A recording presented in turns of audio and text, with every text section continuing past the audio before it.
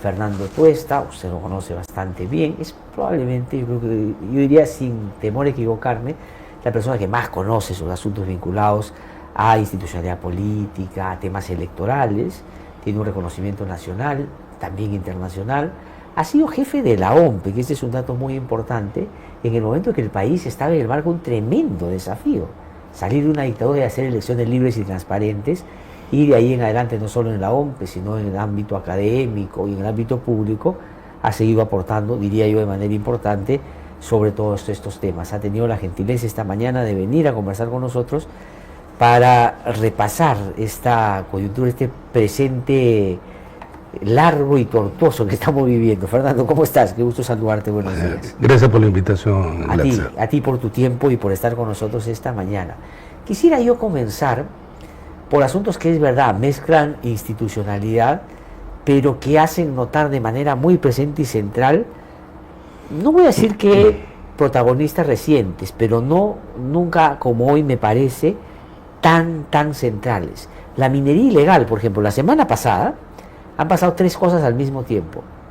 Este sector ha presionado, ha logrado ampliar la reinfo y han tenido pronunciamientos ya no matizados, sino abiertamente respaldando a los mineros ilegales de casi todos los representantes de la institución del país, que debiera estar preocupado más bien por perseguir lo que de ahí se ha devenido en los últimos tiempos, la tremenda minería ilegal. Y lo otro, una celebración en las calles con políticos, con gente, empresarios, con una policía que no ha reprimido, sino más bien ha alentado la celebración. Y uno dice, ¿por qué un trato tan privilegiado para un sector donde sabemos se consigna más o menos 10.400 millones de dólares en los últimos tiempos de dinero que puede haber sido ilegal?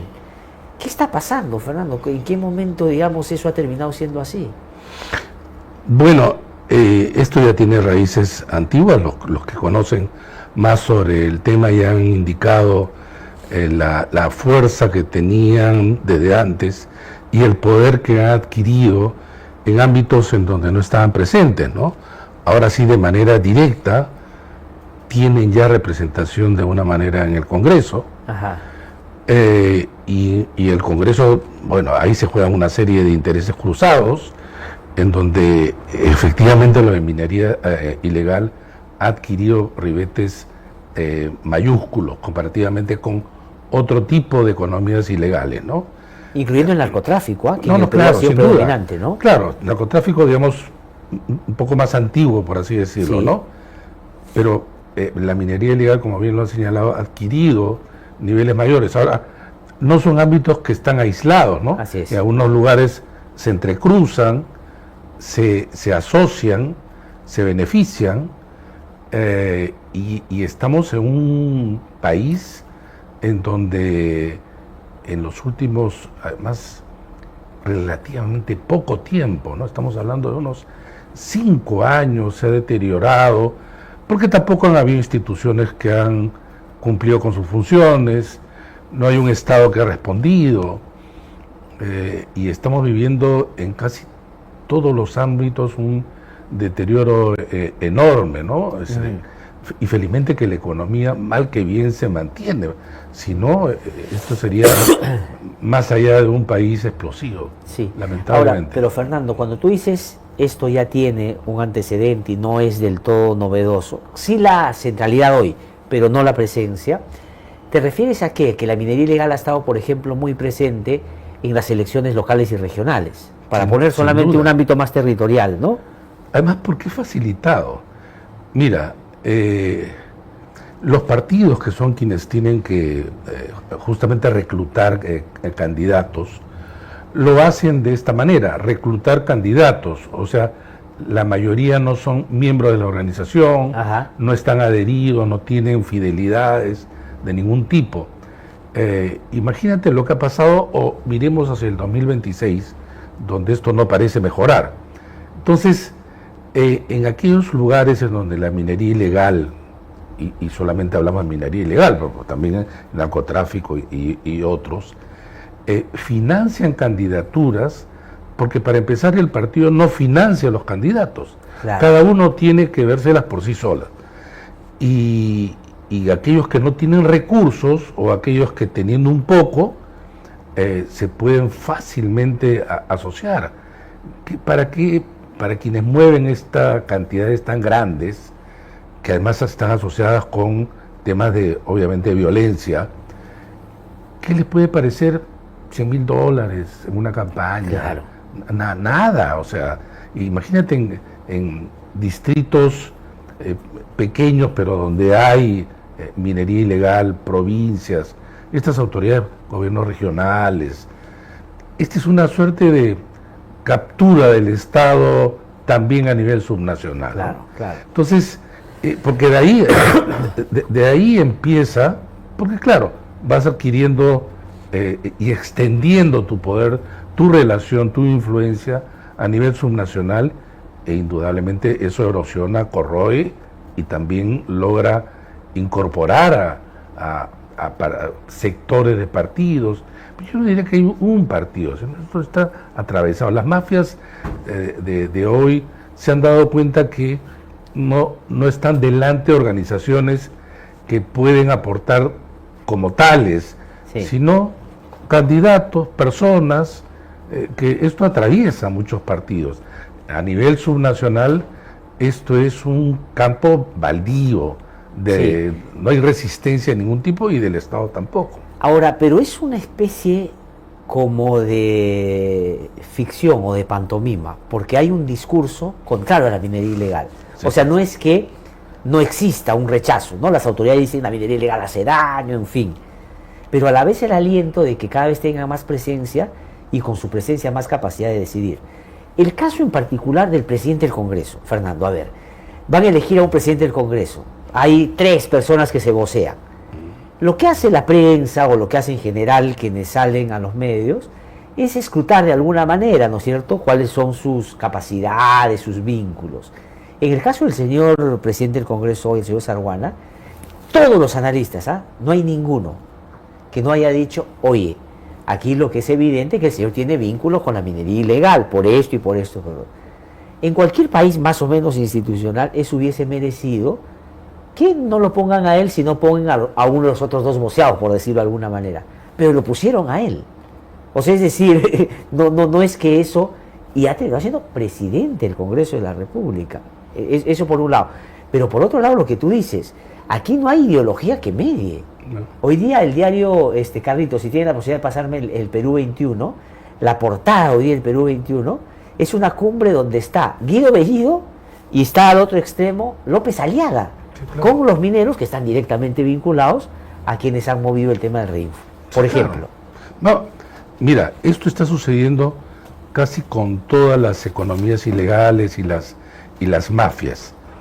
Y es por eso que algunos dirían que estamos delante de representaciones mafiosas que se está extendiendo, y probablemente en 2026, si no hay alternativas, esto va a ser mayor. Este es un estado aún creo semicapturado, pero podemos ir en ese camino, o estamos yendo en ese camino. Sí, mira, el diario Perú 21, o sea, no estamos hablando de un diario que, digamos, antidesarrollo, que quiere desmejorar la actuación de las autoridades. Perú 21. Aparece la fotografía donde López Aliaga está sentado al lado de Muñante y al lado de Guido Bellido con la Confederación Nacional de Pequeña Minería y Minería Artesanal del Perú, los que han movido el tema de la Reinfo. Así es. O sea, abiertamente, es curioso porque estas confluencias no son ya de ahora, sino en distintos momentos en los últimos años.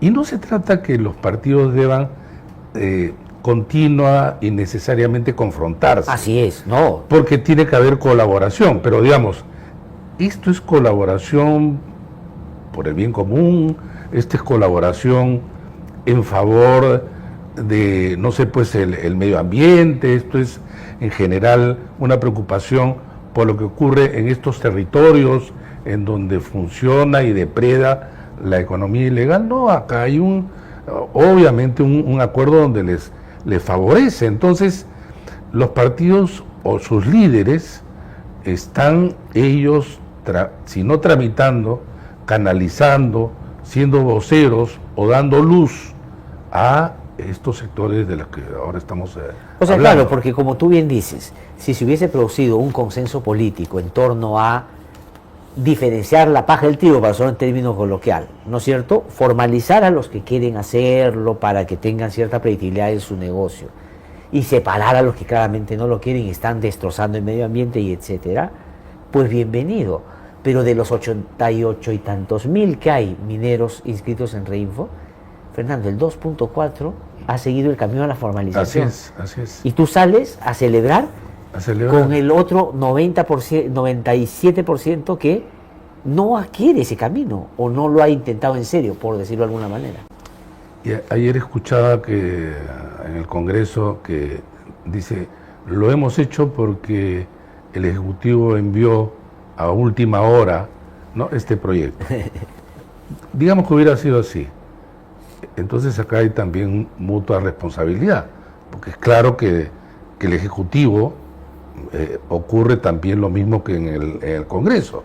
No solamente es la dependencia de la Presidenta de la República en el Congreso, sino hay también miradas cercanas sobre determinados temas o simplemente incapacidad de poder enfrentar a esto, porque este es un flagelo, lo de la minería ilegal, o sea, no creo que no sea, la gente no, y en Lima quizá, no se adquiere la verdadera dimensión de lo que es. O conciencia del problema. No, porque, claro, en provincia sí, pero aunque no hay minería, ¿no? Y mucho de lo que puede ser una gran preocupación se, digamos, minimiza o no es un tema que pueda ser movilizador o prestar la atención, salvo los medios, que por ahí sacan una que otra cosa. Pero incluso sacando muchas, porque han salido también muchos reportajes sobre esto, o sea, ¿por qué no hay, digamos, una reacción, ya no digamos solo institucional, sino ciudadana, ¿no? Sí. Y ese es el otro problema. Los políticos avanzan siempre en razón de las posibilidades que tienen que hacerlo. Si no existe un control o reacción ciudadana, ellos siguen avanzando. Claro, pero ahí quería incorporar el otro elemento o sumarle a lo que tú has incorporado. El Ejecutivo se hace el sonso, ¿no? O sea, decir, si te vuelan un ministro, como mucho, al margen de las consideraciones que pueda tener, que creo que era un mal ministro, pero al margen de eso, por este tema, tú como Ejecutivo haces cuestión de alguna cosa, movimiento, no reaccionas como Adriancén después, es una pena que lo hayan sacado, eso de la minería hace daño y nosotros vamos a ver si observamos, o sea, ya no sirve para nada. En el fondo has avalado el comportamiento del Congreso, o porque estás vinculado a los intereses, o por lo que tienes al Congreso, pero en términos prácticos has dejado pasar. O sea, y eso refleja que también hay esa dependencia de esos sectores. Y como ocurre que otros ministros debieron haber sido censurados, están ahí bien sentados, algunos premiados o condecorados o reconocidos. Lo que es una vergüenza, ¿no? Ahora, ¿eso cómo opera, Fernando? Tú que eres, digamos, especialista en temas de opinión pública también, al margen de los temas institucionales. ¿Cómo puede ser posible que, por un lado, tengas un altísimo descontento y disconformidad de la población con quienes están en el poder? La presidencia tiene 3%, o sea, eso no existe, o sea, ya no eres presidenta para la gente. Pero por otro lado, el gobierno no solo no se va, sigue, porque sabe que esa es una contención en la encuesta, pero no en la realidad práctica, pero a la vez se dan el lujo de agasajarse entre ellos. ¿Has visto esta lógica del alcalde con el ministro del Interior? Sí, Ayer han premiado el jefe de la policía al alcalde de Lima por su trabajo en materia de seguridad. Sí, es risible. Entonces, ¿qué buscan? No buscan a la gente, no buscan el aprecio de la gente. No, es entre ellos, ¿no?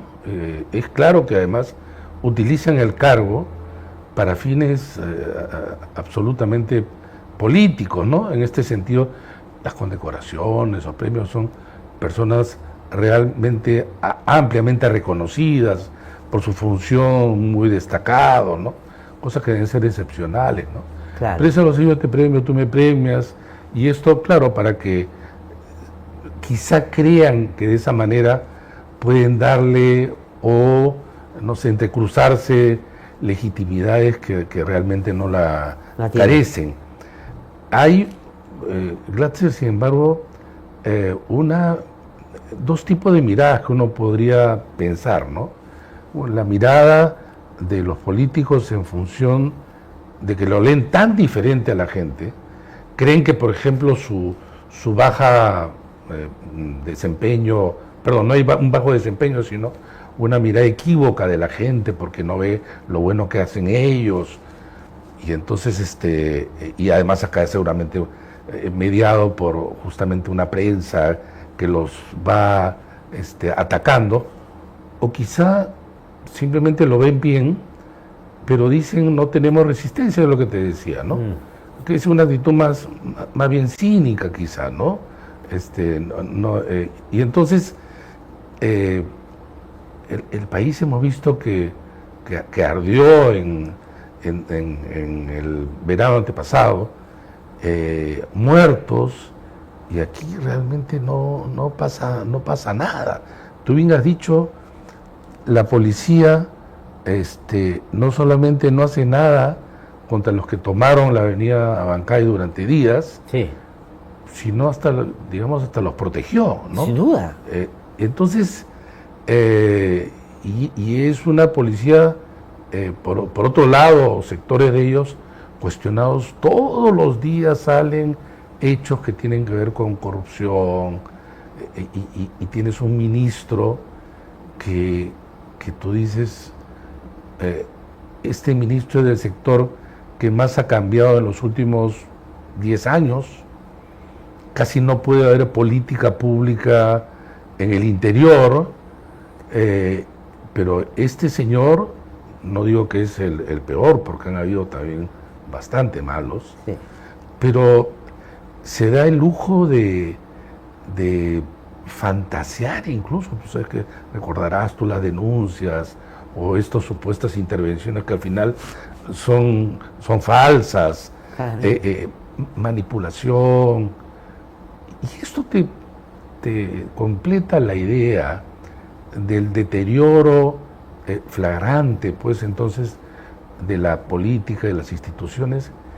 Y sabes qué, Glatzer, lo comentábamos un poco antes de la entrevista, la carencia de líderes. Sí. La carencia de líderes. Y no estamos hablando acá de caudillos, estamos hablando de líderes, gente que pueda llegar con una voz que pueda ser escuchada, y no en el sentido demagógico.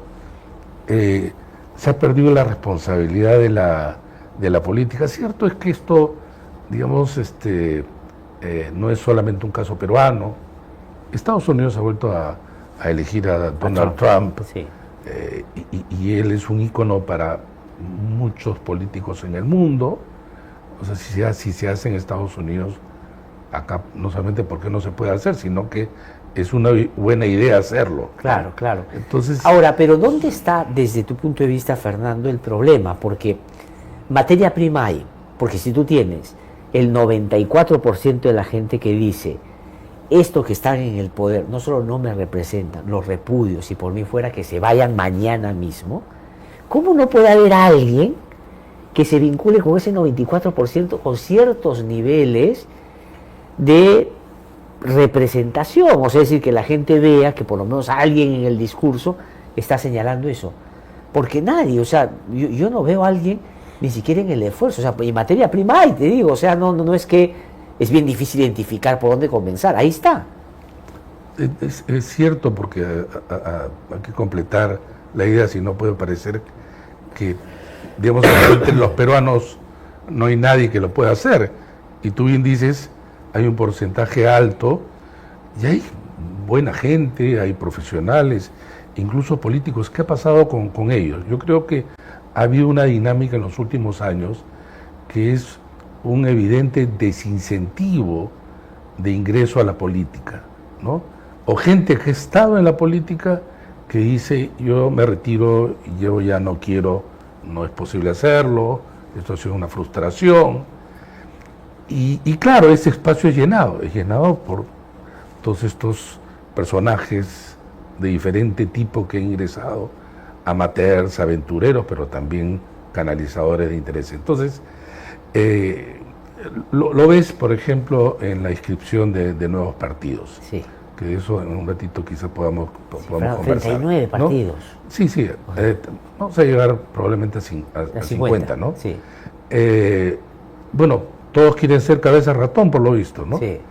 Porque es algo, es la aspiración de quiero ser presidente más quiero mi partido propio. No han habido esfuerzos de confluencia, tenemos una derecha y una izquierda que creo, no creo recordar ningún otro momento de tan baja calidad, ¿no?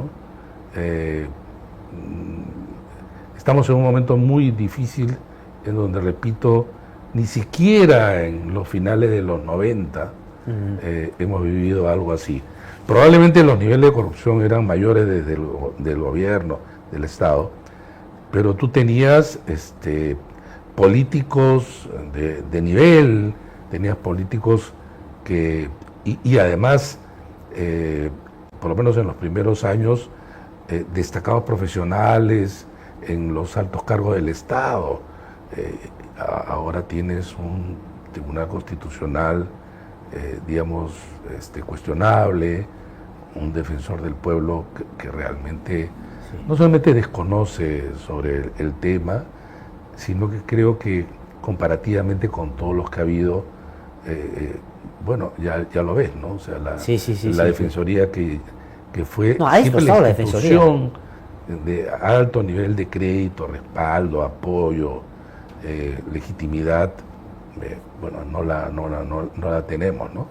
Y entonces, si no hay partidos, si no hay instituciones, pues es bien difícil que las cosas sean buenas en general, ¿no? Sí. Ahora, es verdad que no hay en la oposición alguien que canalice, pero es cierto también que quienes están hoy día en el poder real tampoco tienen la certeza de que van a ganar las elecciones, por eso que no las convocan de manera inclusive adelantada. O sea, lo que quiero decir es, tampoco ellos tienen seguro, porque el afianzamiento en el poder es porque no quieren pasar por elecciones porque saben que no van a ganar, me da la impresión a mí. Eso por un lado.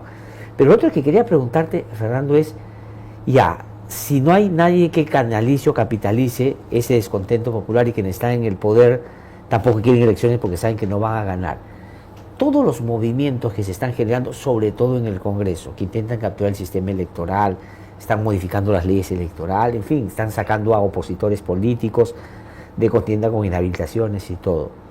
¿Tú dirías que estamos caminando a un intento de fraude? Yo la vez pasada te pregunté con lo de Venezuela y lo querían comparar con lo que ha pasado acá. Y tú decías, lo que pasa es que en Venezuela se fue preparando un fraude, ¿no? Como en el 2000 se preparó un fraude en la época de Fujimori. La pregunta es, ¿estamos caminando hacia eso? ¿A que hay una clara voluntad de un sector que está hoy día en el poder de acomodar las cosas para buscar ganar de todas maneras?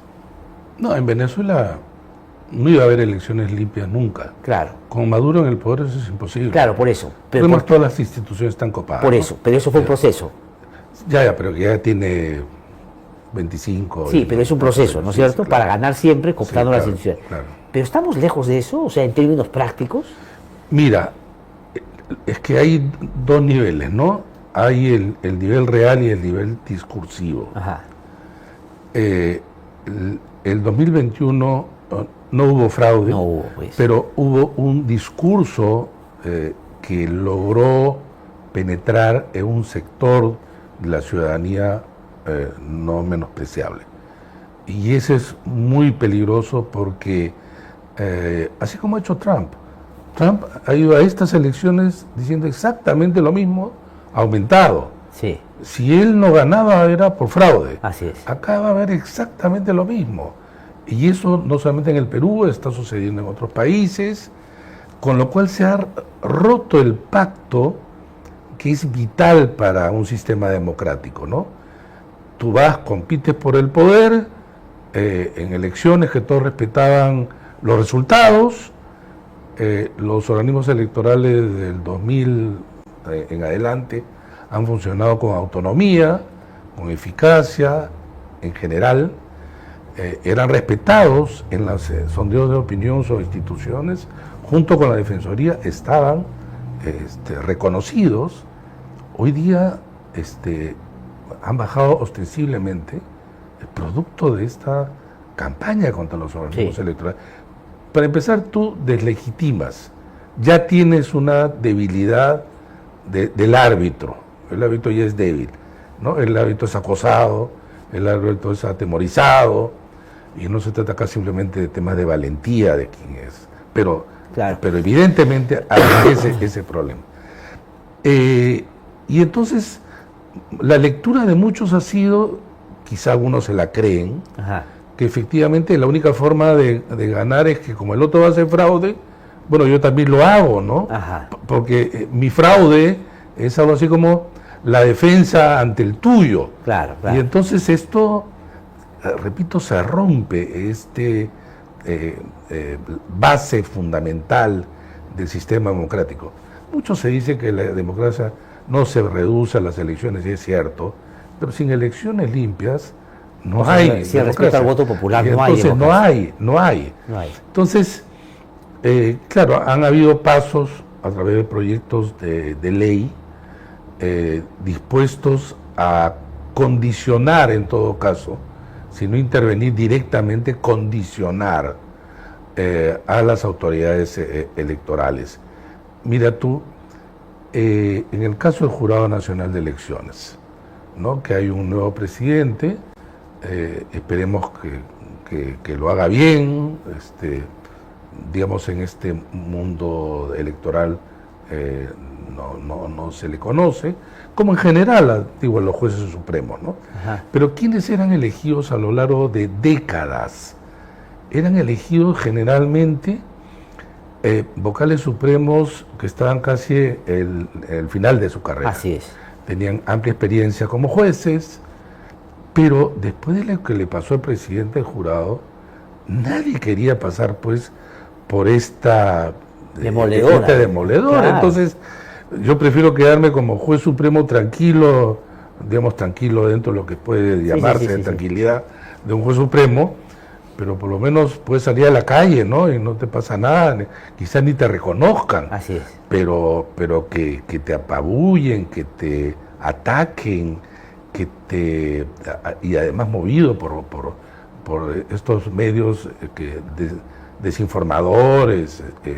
Bueno, entonces, ahora tenemos un presidente jurado que creo que es el más joven que ha habido. 2 años. Y entonces, y además, 52 años, tiene 2 años de vocal supremo, tiene un reto muy grande, pero a lo que voy es que el resto no quería. Y eso ya es un punto, quería justamente colocar este ejemplo, porque esto sucede también en otras instituciones. Por ejemplo, ¿tenemos a los mejores constitucionalistas del país en el Tribunal Constitucional? No. Y ahora, ¿acaso le ganaron una competencia? No se presentaron. Así es. No se presentan. En la Junta Nacional de Justicia se presentan los mejores abogados, no se presentan. Y entonces, digamos, el capital humano, ¿no? El capital humano que tú puedas tener en el Estado a partir de las designaciones o elecciones, no se presentan porque no quieren ser, por un lado,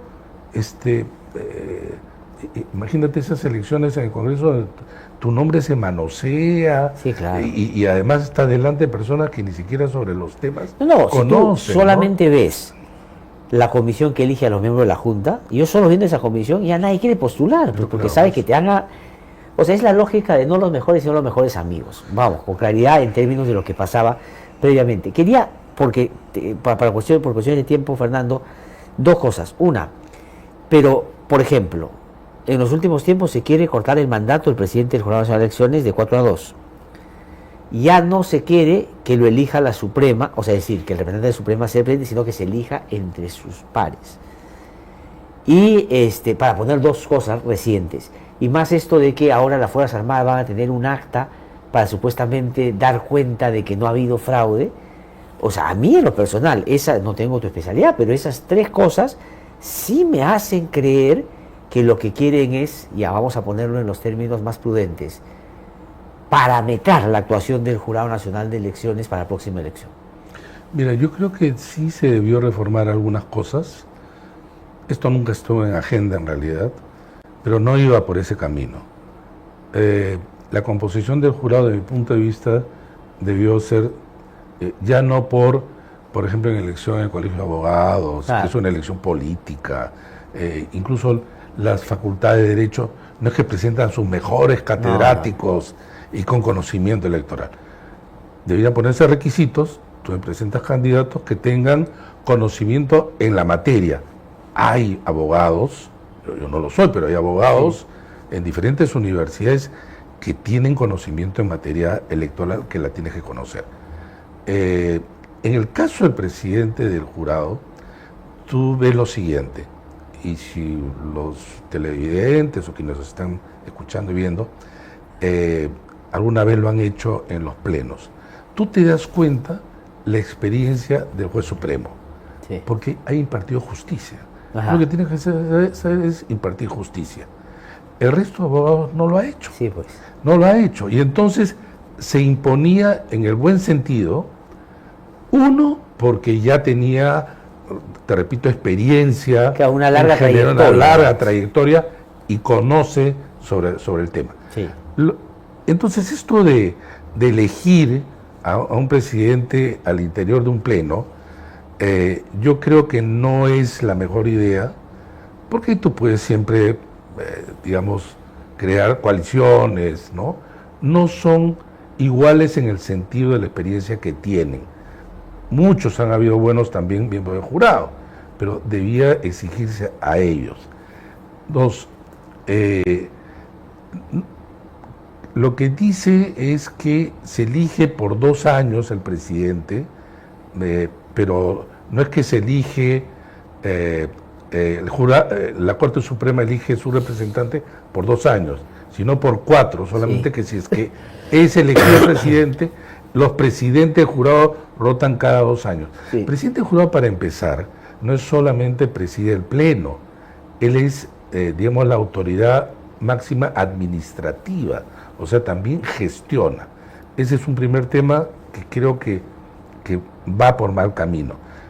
Lo que más preocupa es la probable, posible o deseada elección del jefe de la OMPE y de RENIEC.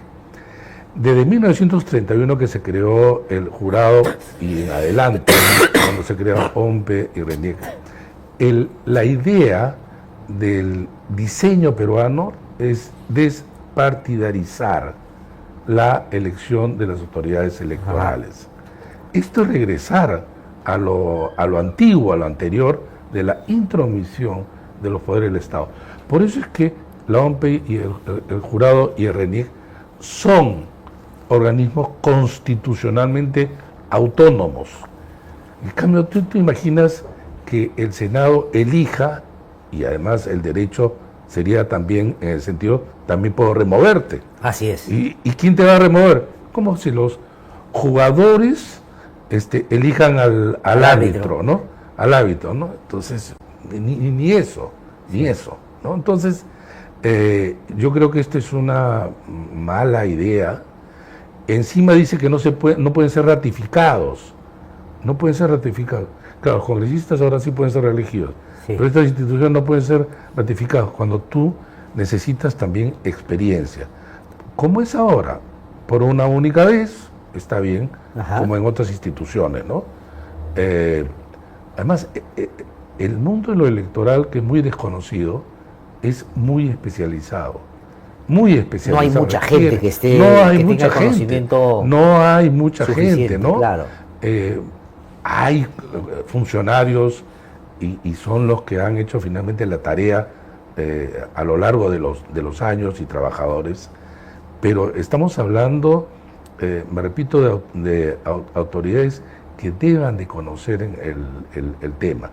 Entonces, además está hecho de tal manera, tan mal el cronograma, que por ejemplo un miembro del jurado va a terminar en marzo del 2026. Claro, antes de las elecciones. Un mes antes. Entonces, el nuevo, ¿qué va a hacer?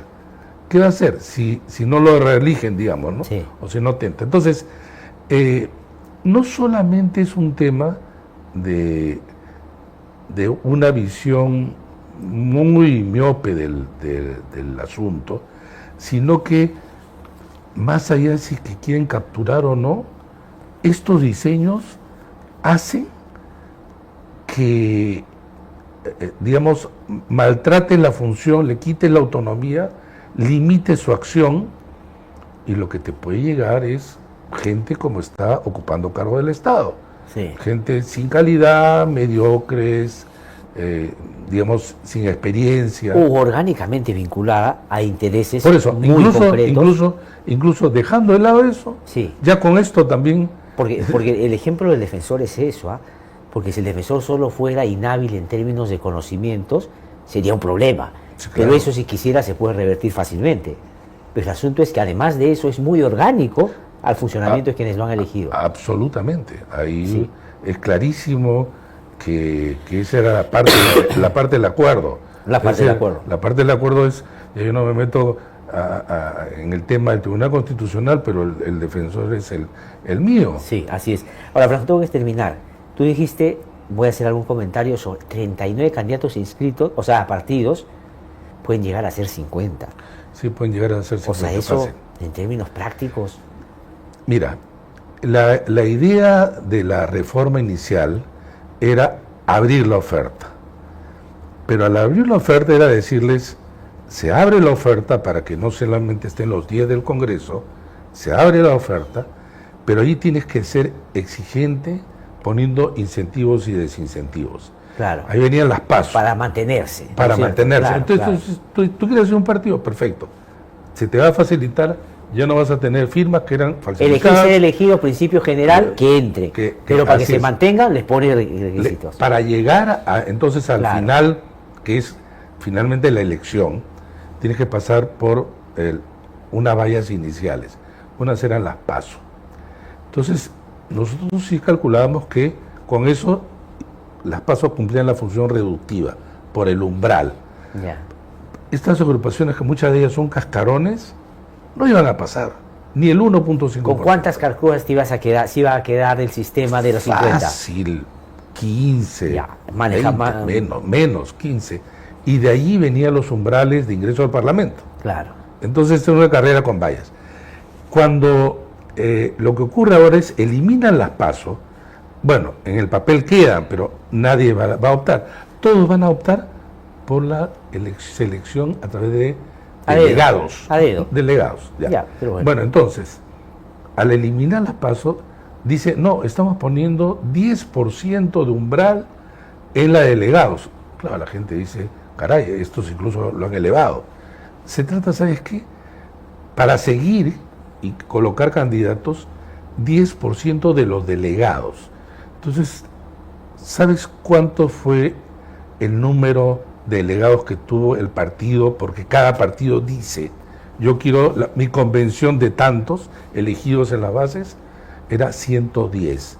El 10% de 110 es 11. O sea, si van 11, vienen a Lima o donde sea, ya pasan el umbral. ¿Sabes cuánto fue el mínimo? 22. O sea, iban 3. Y simplemente, o sea, ese umbral no sirve para nada. Claro. Por lo tanto, estos 50 que se pudieron reducir, ahora estos 50 van a ir directamente a la elección. Claro. No, directamente a la elección. Entonces vamos a tener una boleta, papeleta o cédula de por lo menos 50 filas, pero a su vez vamos a tener ya no 3 columnas, sino 5 columnas. Presidente, diputados, senadores. 2 tipos de senadores, Parlamento andino, pero además en estos 4 sobre el presidente, 2 votos preferenciales porque lo han vuelto a reincorporar. Entonces imagínate que eso lo que significa para organizar elecciones, para capacitar al personal y para hacer entender a la ciudadanía. Así es. Es simplemente el despelote mayor, y de ahí que puede salir cualquier cosa. Qué terrible. Fernando, te agradezco mucho por haber venido a conversar con nosotros y con tanta claridad explicarnos dónde están los riesgos mayores, ¿no? Hay que mirar. Muchísimas gracias, ¿ah? Que te vaya lo mejor.